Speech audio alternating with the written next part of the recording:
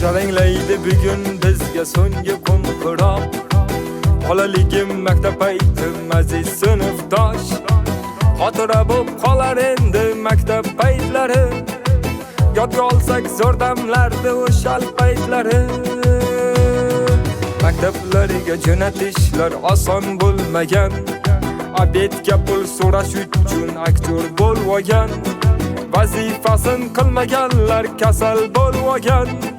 Maktab payti zo'r o'tgan u aksi bo'lmagan. Dars paytlar zo'r o'tardi, hamma samolyot yasardi. Ayni o'sha paytlarda ruchkadan qog'oz otardi. Soch tortardik g'ashga tegib, bir qizlarni yugurtirib. Vaqt o'tardi shunday yelib, maktab payti zo'r o'tardi. Dars paytlar zo'r o'tardi, hamma samolyot yasardi. Ayni o'sha paytlarda ruchkadan qog'oz otardi. Soch tortardik g'ashga tegib, bir qizlarni yugurtirib. Vaqt o'tardi shunday yelib, maktab payti zo'r o'tardi.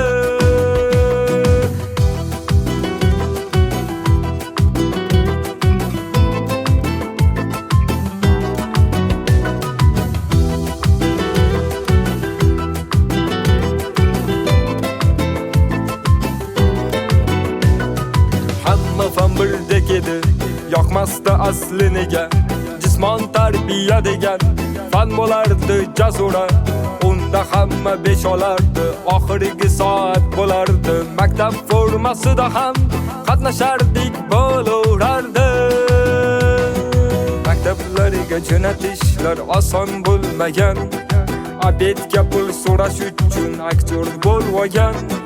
Vazifasin qilmaganlar kasal bo'lgan. Maktab payti zo'r o'tgan u aksi bo'lmagan. Dars paytlar zo'r o'tardi, hamma samolyot yasardi. Ayni o'sha paytlarda ruchkadan qog'oz otardi. Soch tortardik g'ashga tegib, bir qizlarni yugurtirib. Vaqt o'tardi shunday yelib, maktab payti zo'r o'tardi.